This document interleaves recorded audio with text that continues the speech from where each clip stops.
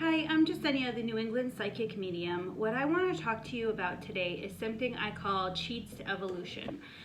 Now, let me explain the evolutionary process. Here on this very physical, dense earth, souls incarnate to merge the physical and soul experience. In a way, it amplifies the soul experience while also giving the soul knowledge and evolution. So it's part of the soul's evolutionary process. But the physical world is also a very important part of the process, being that we are here for this very specific physical experience. Now, usually what happens is we learn through a system of incarnation. Every life we take on is a new program, a new layer, a new connection closer to soul.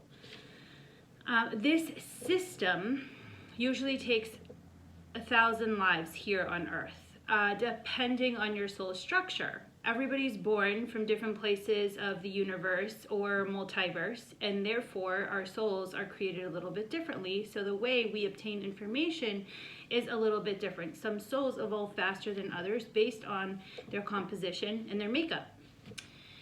Now, for more information on any of that, you can read my book, Spiritual Development with the New England Psychic Medium, and it's on my website, newenglandpsychicmedium.com. But here on this very physical earth, the main and usual way we learn is through experience. You know, earth is a physical place, it's a physical incarnation, it's very 3D, it's very dense, and the way we take on lessons here is through physical understanding and experience. This can sometimes be very, very hard. And it's kind of like, you know, I always say it's like building muscle. You go and you work out and your arms are sore and it kills, but then you get stronger over time. So it is like building muscle. Coming here to earth is not a punishment. It is more like an evolutionary system of understanding and lessons. And the faster we learn those lessons, the less we suffer. And that is where, you know, this whole idea comes that learning is necessary, suffering is optional. The faster we learn, the less we suffer, reliving and replaying those cycles. The issue is that many times we don't know what we have to learn until it punches us in the throat, and that's what hurts. That's the part of life that really gets us. Some people living, you know, patterns for multiple lives to the point of near exhaustion. Some people quitting on their lives and because they feel so overwhelmed, like they can't finish it. So the system of cheats is kind of what I've learned doing past life readings and helping people at soul level heal and releasing traumas. It's almost like a pattern of lessons that come through each and every life that we must take on. Now, the way I see it is if you're enrolling in college and you have a major, that major has a bunch of credits that you need to achieve, and those credits require certain classes you need to achieve. And you build your itinerary and your class schedule, and you start aiming for those goals. The same thing, it's very similar with here on Earth. We have a goal, we build an itinerary of lives and incarnations, and then we come here to play it out so that we can take the lesson home and we could achieve our goal and bring that back to soul level. So it's almost like knowing or observing without actually having to take on another life. And some of these cheats to evolution are, they feel so simple. They truly do feel so simple, but it's actually more complicated than it seems. So I'm gonna do my best to explain. Like I said, sometimes we don't always pay attention to the patterns that we have the ability to learn. For example, ancestral karma is the perfect example of this. Ancestral karma is an ancestral pattern that plays out generation after generation after generation after generation. Many times kids raised in abusive, aggressive, alcoholic, drug addict families do the same. They become their parents. They blame their parents for the reason they are who they are, and then they continue the pattern. This was an opportunity to learn through example. This was an opportunity to grow up in a life with all of these lessons. There you have alcoholism, there you have drug addiction, there you have abuse, there you have neglect, there you have anger, there you have inability to heal. You have this plethora of lessons to dig from and be an observer from and learn from and gain strength from and walk away from before physically experiencing it yourself. Some people use the cheat. Some people say, I got it, don't need to go through it to understand it any further. I'm 100% understanding this situation and I can live my life happily being a good person and break that cycle and not take it with me and not bring it to my own children. It is a little bit more complicated. Like I said, it sounds simple, but it is a little bit more complicated. The complicated part about it is it's not just walking away from your family. It's not just saying, I'm done with that lesson. I've got whatever I need and I'm out of here. The lesson comes with understanding what people are going through without having to sacrifice your own energy. Now these are very general, loose examples. Nothing in my examples ever or my past lives or, nothing is solid because we, like I said, we have 1,000 lives and we have trillions of souls and there's just no solid reoccurring pattern. There are themes and these themes can be pretty vast. So when I talk about these examples, I mean, it's maybe 1 or 2 examples I've seen, or it could be 50 examples that I've seen. Either way, it doesn't mean it's all people. But I've had examples where people come in with addiction, and addiction is really a lesson to take their power back. Addiction is a lesson to face their demons, to really come to terms with themselves, to face themselves, to heal all the pain that they've brought forward. And most of the time, it's a trigger to work on their gifts, because it's almost a place and time where our gifts become so powerful that we could very easily get lost in the physical experience because we are so extra sensitive to everything. So some people mask that with addiction. So it's not as simple as saying, oh, you're an addict, I don't want to be an addict, I'm going to walk away. It's learning from their experience, understanding what it is they're struggling with. Now, this does not come with judgment, and this is really important because we talk about ways to block this, to block these cheats. Now, if we are angry, if we are in retaliation, if we are lacking forgiveness, if we are not in gratitude, if we are judging, we are not learning. There is no lesson there. What we're doing is we're getting resentful and angry of our experiences, and then in that way we're carrying it with us. Clinging on to anger is not healing. Clinging on to anger is a direct sign that you have not learned anything. When we learn a lesson, we are able to release the anger. They do not go hand in hand. If you are still clinging to anger, and this is my explanation of it, anger is always a tool for manipulation and a tool of blocking. Anger will always block you. Now, this is like intense, deeply rooted anger. Temporary anger, like, ooh, that's not right, I'm gonna do something about it, is made to push us into action. But we release it right away. We do action and release it. We don't cling to it. What I'm talking about is this deep, resentful anger that comes with not being able to forgive or release or be multi-perspective, see all aspects of a situation because you're too busy being angry, and that blinds us to the rest of the perspectives of one situation. So again, the lesson there, and the way we do this is we do some soul level work. Now, meditation is a cheat to evolution, because through meditation, we practice mindfulness. Through meditation, we try to open up to our guides. Our guides can explain these things to us. Our guides can say, well, their issue is not addiction. Their issue is coming into their own power. Their issue is facing the world. Their issue is their heightened sensitivity to their gifts and not being able to take that on. Or the issue is, lack of courage. They have to build courage. And then in that way we can say, okay, well then I'm going to start working on my gifts now so that they don't become overwhelming and I don't have to relive that pattern. You just had a cheat. You just literally did, it looks like a quantum leap. You jumped forward to a place in time where you don't have to relive that life. Abusive relationship, again, just a pattern I've seen. Actually, this was an example that came to me from my own personal experience. I was in abusive relationships, and I myself didn't pick up the pattern. I didn't realize that, I could have learned through childhood. I could have learned that, the signs. I could have learned to stay away. I could have learned strength. I could have learned will and power and determination. But instead, I relived the patterns in my own life because I didn't learn through experience. So I did have the opportunity to learn through experience, and I failed that because I wasn't aware of the cheat. And then I moved on to relive the same patterns. And then it wasn't until I was out of that pattern that I realized, me at this age was so terrified, so lacking self-esteem, so uncourageous. I was lacking all kinds of self-defense mechanisms. And that's the reason why I allowed these patterns to continue.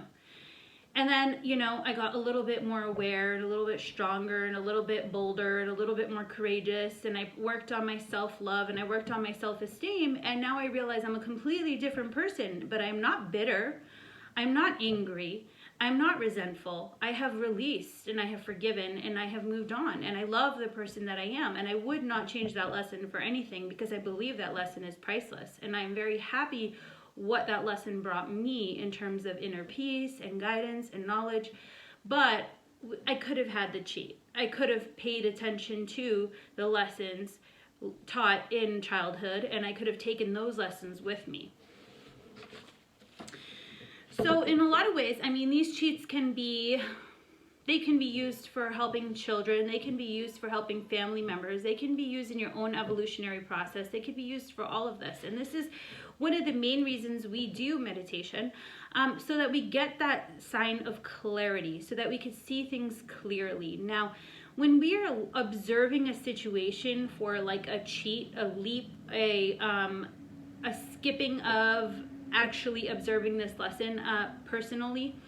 Now, one of these examples I see are people fighting for equality. This one's just a really, really common one. I get segregation. A lot of people stepped back and were like, I'm not black. And a lot of people were either black defending blacks, or they were slave owners oppressing slaves, or there was a group of people who were like, I'm neither. I don't have money to own a slave and I'm not black, therefore I don't care. And they stayed very detached. A lot of those people that stayed detached had the ability to learn through experience. They had the ability to react out of compassion, out of love, out of understanding. They had the ability to look at the situation and see, well, they're reacting out of greed. Would I want to be in that human's position? Is that the way humans should be treated? Does that feel right in my soul? Is this something I want to support? Is this something that needs to change? Is this something that requires my attention? At that point in time, we have the ability to learn through reflective experience. We have the ability to say, this doesn't feel right in my soul. They are reacting out of ego, anger, control, violence, and they are reacting out of peace for their own love and freedom. And this is not right for me. So I'm going to say something. And, eventually there are enough people on the right side of things to create change. And those people who got involved, those people who stepped forward and learned through observation, didn't go on to learn through experience. Now, I have seen a lot of people who sat there and felt incredibly regretful by being a bystander, and they take on another life and another life and another life until they get it right. And until they learn to stick up for humanity, until they learn to stand up to hate, they take on multiple lives. So this is what I'm saying, it is a cheat, because anybody who reacted to this situation appropriately did a quantum leap in their own evolution. Now they are pushed forward to a place where they don't have to take on all those lives of suffering, because usually we are so stubborn as humans, honestly. We are so stubborn when it comes to experience and learning that usually the only way we learn is through traumatic situations or experience. Now, if you didn't learn that abusing, raping, beating humans was wrong in this experience, you might take on a life where you are that person. And like I said, it's never a system of punishment. It is literally a system of, do you get it now? Do you understand now? Is this something that's clicking with you now? Do you see how it's wrong? You could incarnate in any color, any race, any religion, any part of the world. That could be you. And until we see that, until we are aware of that kind of compassion, that collective understanding, that deep empathy and love, we will keep reliving the patterns. So it is a huge leap in cheating. And it's something that, like I said, it's not always plain and simple. And I guess that's one of the simplest forms of it.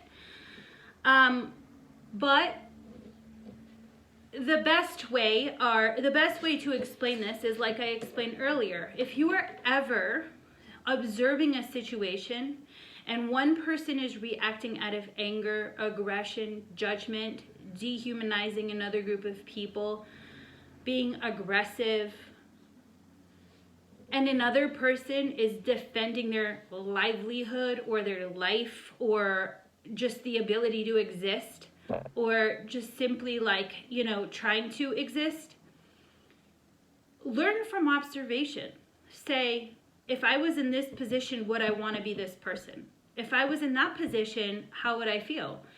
And many times that gives us the answer. If you feel like it's okay to oppress people and be aggressive and treat people differently based on who they are or what they believe, then you're gonna eventually come through on this side so that you learn the experience. If you can look unbiasedly and say, I don't want to be that person. I don't want to have my beliefs ripped apart and my family ripped apart and be abused or worry about my kids being beaten in the street. I don't want to be in that situation. So I'm going to learn through observation. I'm going to step up and say, this is wrong.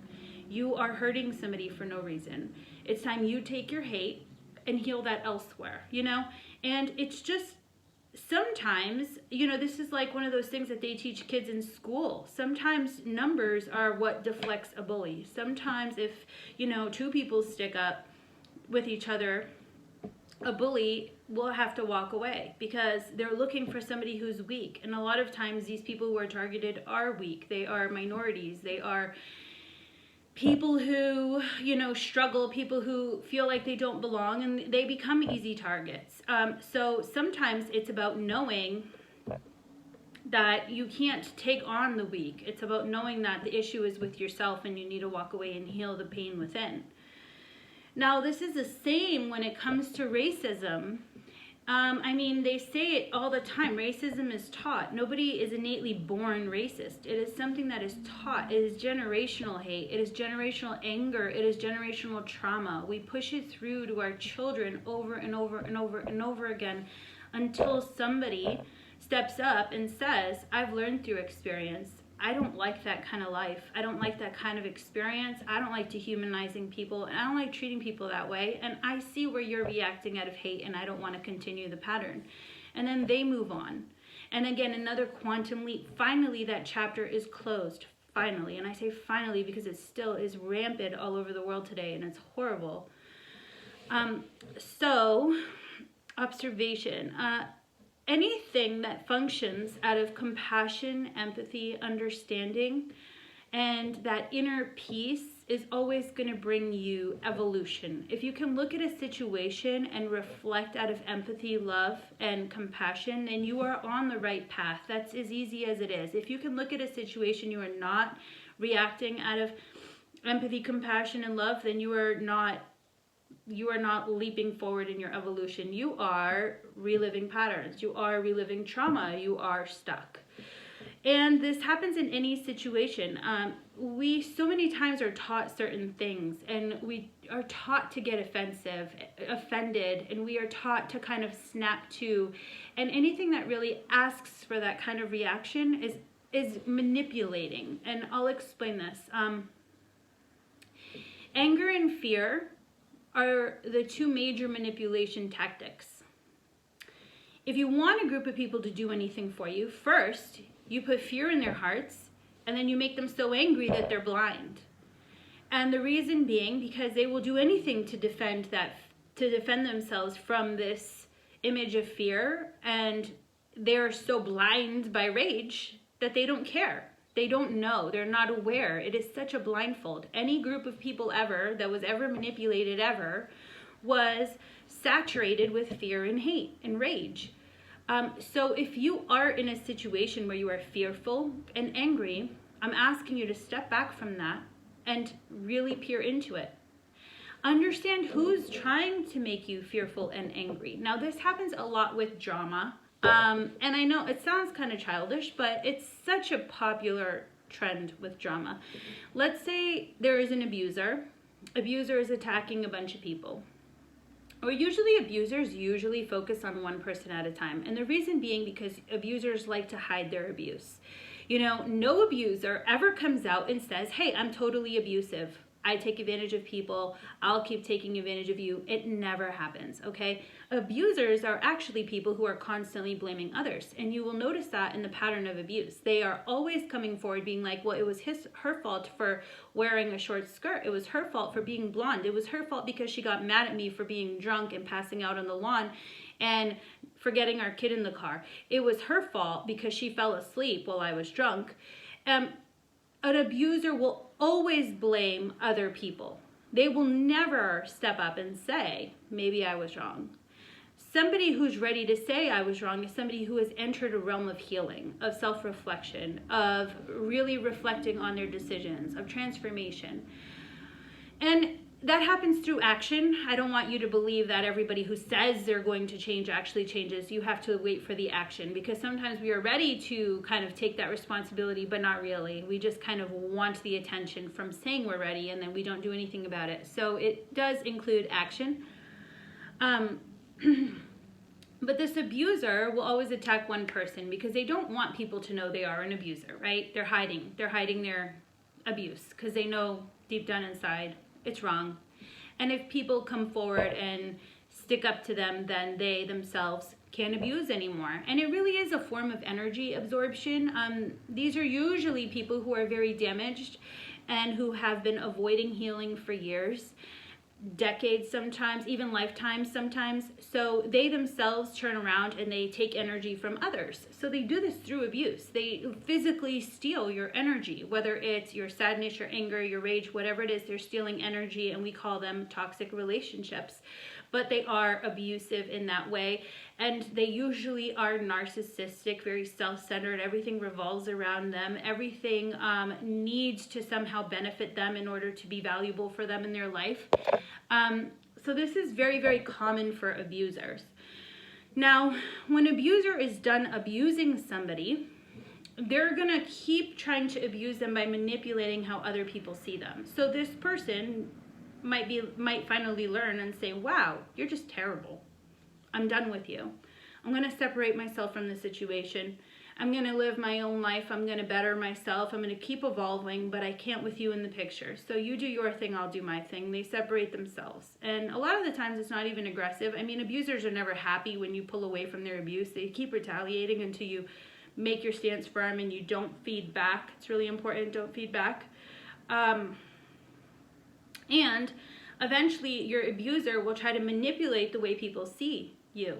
They are full of, this is what we were talking about, drama. They are full of drama. They want to analyze everything you do. They might be spitting your life on Facebook, making up stories, being very aggressive, making things up about you, looking for things to hate about you, even though you literally haven't talked to them in months. They don't even know what's going on in your life, but they're still looking for stuff because it doesn't have to make sense. It's a projection of energy. Now, I always say look for who's trying to make other people angry, because people who are trying to make other people angry are trying to manipulate a perspective. This person is trying to manipulate the perspective of others so that they keep getting attention from the situation. Because think about it. If you're online and you're like, oh, I can't believe this and this and this and this and this, everybody feels bad for you. Everybody's commenting, oh, I can't believe it, this or that, I'm so sorry, blah, blah, blah, blah. and this is another thing, a victim very, very, very rarely comes out and says, I was a victim, I was abused, I was raped. It is such a shameful thing that we carry as victims that we very rarely come out and express our point of view. And when somebody does, it's taken them years, it's taken them decades to come forward and have that kind of courage. So many times it's the quiet ones that are actually victimized, and it is the aggressive, belligerent ones that are all over the internet blasting people's, energy and anger and fueling things that are actually the aggressors. And we feed into it because we don't really know how to step back and learn from observation. This is a learn from observation opportunity. And it's so interesting because sometimes it'll hit you just like this. Sometimes the lesson comes straight back around. Like you play into feeding on this person's pity and you play into feeding the aggressor, and you're like, oh, I'm going to feel bad for them because I don't know the other person. I don't care about the other person. So I'm going to play into this. And immediately you get hit in the face. Somebody starts doing that to you. We have internet trolls. You have people talking, harassing you, bullying you, blowing up your phones, being aggressive, starting rumors. Usually it comes right back around at us and hits us in the face. And that would be a learn through observation situation where you could step back and be like, well, obviously somebody is trying to hide something about themselves. Obviously somebody isn't ready to heal. Obviously somebody isn't ready for inner reflection. And to me, it's a very sad experience because honestly, like I just made a post on my Facebook page the other day, and it was about, open all the chakras, and it was this funny little silly cartoon when it's so hard for me that I can't just walk around healing everybody. It's so hard for me that I can't help people face their trauma and see the light and change and just live that fulfilled life out of pain, because I know that the people who carry pain are the people that are looking to abuse and attack, and it's very traumatizing to them because they've been through a lot, and I understand that. And even if it's not this life, it could be many lives, but it is a painful situation, and I hate to see the pain continue. So it's not a place of judgment or anger on my part. I don't get angry like that. What I do is I get sad. I get very, very sad that they have not found healing, that they have not found inner reflection, that they do not have answers yet for the things that ail them. But that cannot be given. I wish I could go around and inject a program in everybody and help them heal, but it can't be given. It has to be obtained from within. It has to be sparked from within. So the best thing you can do is learn through observation, so you don't learn through experience. That really is the best you can do. And in a situation like this where you have an abuser who's still looking for food, if woke bodies around them reacted differently, didn't feed into it, they wouldn't use that form of seeking energy because it would not feed them, right? So it's about our response, using our response to strike evolution in others. And many times that means pulling away and stop feeding them. And the way I explain this in my toxic relationships video is somebody functioning at toxic levels is refusing self-healing. If you're refusing self-healing, you are disconnecting yourself from your collective, your soul, your energy, your knowledge. You are disconnecting yourself from the collective people. If you are refusing forgiveness, then that means you are separating yourself from the collective. Anything that fuels that lower level energy, whether it be greed, hate, anger, lack of forgiveness, will separate us. It makes the pain causes trauma. The trauma causes energetic leaks. These are all things I see in people's souls and records and past lives. And our soul gets very hungry. And our soul, being starving, looks for other forms of energy. And our physical body starts absorbing physical energy from our surroundings to try to make up for our soul starvation. So if an aggressor is not getting food from source because they are separated through trauma, then they will look for food in their environment. Now, if people stop reacting if people separate themselves, if people don't play the game, what happens is the person is left only with themselves. And then they have to eventually inter-reflect. They eventually have to heal. They eventually have to look within. They eventually have to say, I can't keep living like this anymore. It's not working out. I can't keep getting energy from my environment. I'm going to have to turn it around and find another way. And that is when we do the healing.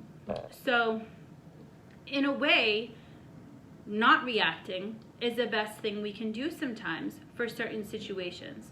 But in that way, we are learning through experience. We are learning to not play the game. We are learning to not be manipulated. We are learning to not let our anger and our anger and inability to see perspective, narrow our own vision and say, well, regardless of if I know the situation, I am going to say something anyways. So that is how we learn through. That is how we learn through observation. And for me, I truly feel like it is a cheat. I mean, I wish I had known this earlier. Maybe I would have done things differently. And this is the interesting thing too, because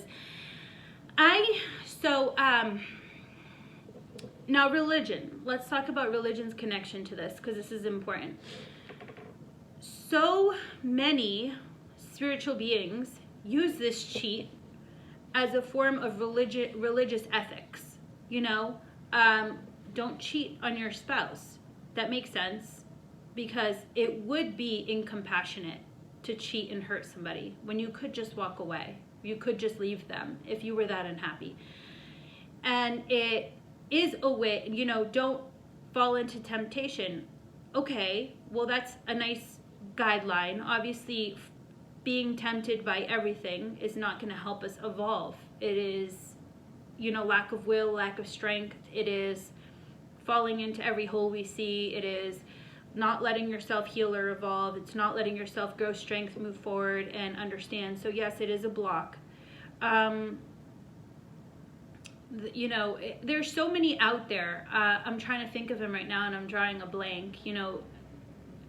But the issue is that some religions have been interjected with personal bias and hate. So there are some cheats that are still valid, and there are some that have been tainted. And it's so easy to see, because one of them involves not hurting others, and the other involves hurting others and rejecting others and judging others. And those are the ones that have human interjections. Those are the ones that are keeping us from evolution.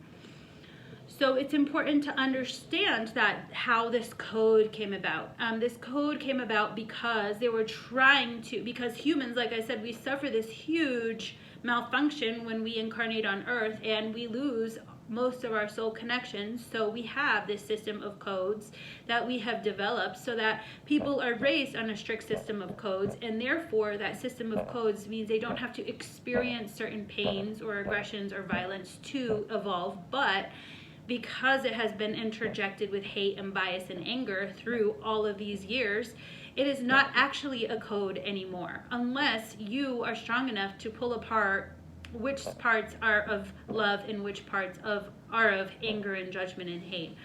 So in that way, we can understand how this came about, but we can also understand how it's been tainted. And like I said, I know this because I've seen it so many times. Even in gay relationships. This is a really common one when it comes to learning through observation and equality. I have seen people absolutely despise gays, and I have seen them fight them, and I have seen them kill them, and I have seen them judge them and rip apart their families and even seclude them as children from their families, and then they do take on a life where they themselves are gay. So it's really interesting because it is a learning experience.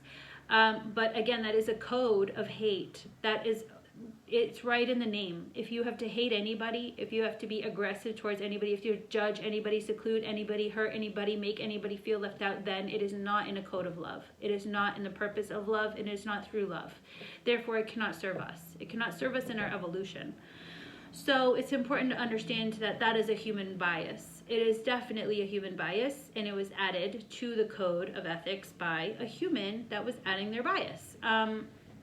So it is a system that has, and when we think about spiritual evolution and spiritual teachings and guides and everybody else, there is so much out there that is interjected with human bias. And that is why I don't read myself. I feel like if I were to just read myself, or read without intention, or read without a purpose, or not read a character or a person, we do try to fill in the blanks with what resonates with us, whether that's anger or judgment or hatred.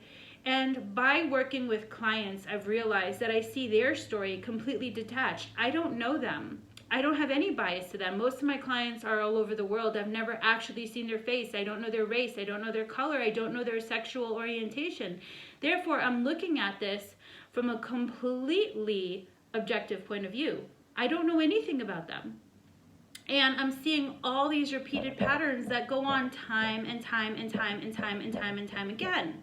I lived a life in judgment and hate, therefore I had to relive that life. I was judgment and hate, therefore I had to learn by being oppressed. I had to learn by being being put in that experience, so I would stop hurting others, so I would kind of wake up to my own hate, so I would wake up to my own abusive patterns. This is the process and the system that I have seen. And I want to note too that so many times people don't even realize they have gifts. Now, I remember when I first opened up, I had a very hard time finding somebody who could tell me what was going on with me, because I had so many gifts that they were really, God, it was so overwhelming. I just remember one day waking up and not even being able to tell the difference between this life and that life and past lives and my dreams and what was going on and why I could see things. And it was so hard for me. All I wanted was answers, and I couldn't find it anywhere. And then I find one person, and she was just like,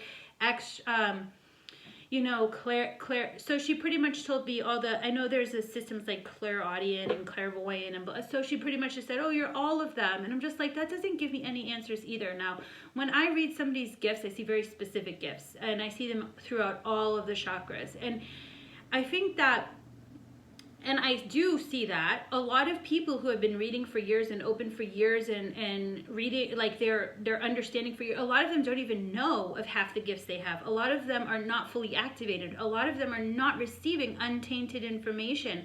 A lot of them just believe, well, this is how I was born. These are the gifts I'm going to use. I'm going to keep working on this spectrum.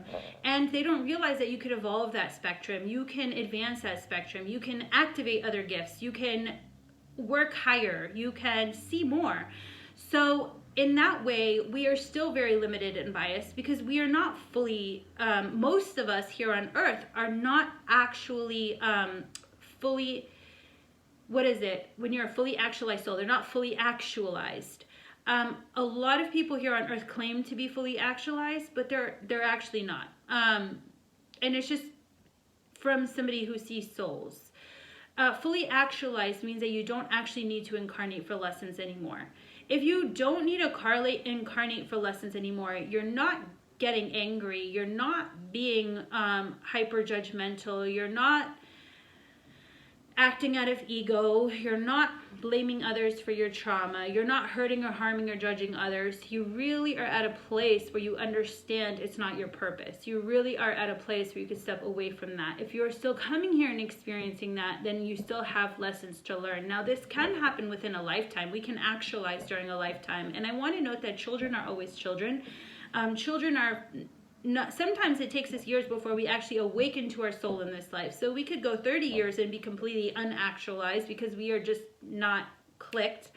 And then we can have an experience at that 30 where we are reconnected to our all-knowing soul database, and we're like, shit, well, I was doing that wrong. Now I'm at a place where I am actualized, because I was always, but I have reintegrated with it. So it is a system, and we have to understand all the aspects and differences, and we have to understand why everybody's perspective can be biased, because it's all, I explain it as a telephone, but it's like a really old telephone that has terrible service, and people are picking up information, and then many people fill in the blanks with what they believe, what they have read, and many times that is not true. And if I get a blank, I have learned to say there's a blank, I'm going to look into it and I'm going to get information, but I'm not going to make an assumption. Assumptions just block us. Assumptions are what drains us. Assumptions are never a solution for any kind of evolutionary process. And like I said, it just adds our human bias, and that's the last thing we need here. You know, we're at a dire place in Earth's transformation where we are fully coming into a mass awakening. And I know that so many people say, you know, that's been happening, and we have been awakening. More people are awake now than ever before in history, but it's going to get more intense. It's leading up to 2020 being the pinnacle of that expression and transformation and being a flip of expression. And this year is all about quantum leaps to evolution. So this system is a process of it. It's a part of it. We have taken, and so many people have been incarnated so that they can help this flush, so they could ride this wave, so they could be part of this huge transformation.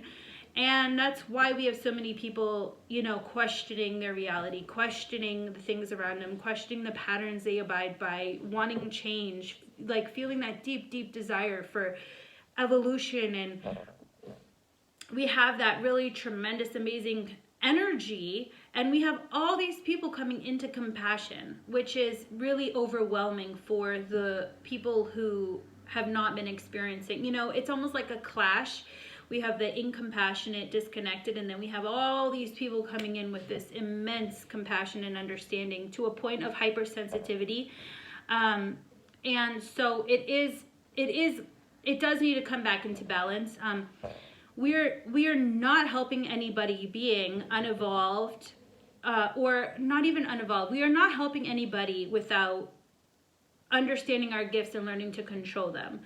Our gifts without control and understanding are super erratic, and they don't hurt us. They hurt us. They don't help. They don't help us when they are erratic and not controlled and not actualized or activated or properly functioning. Our gifts will act kind of wild and bizarre when we don't know what they are and how to work them. So this is all a really important part of the process. Now, all these people awakening are kind of like confused, they're irritated, they're hypersensitive, everything is affecting them. It's just to the point of like hypersensitivity, and they don't really know how to react to anything. So if you're feeling like that could be you, then you have to work on your own gift system, and you have to learn to control it so that you could be part of this shift and help guide others in this huge 2019 to 2020 change and shift that we're working on right now. So that is all I wanted to talk about, really.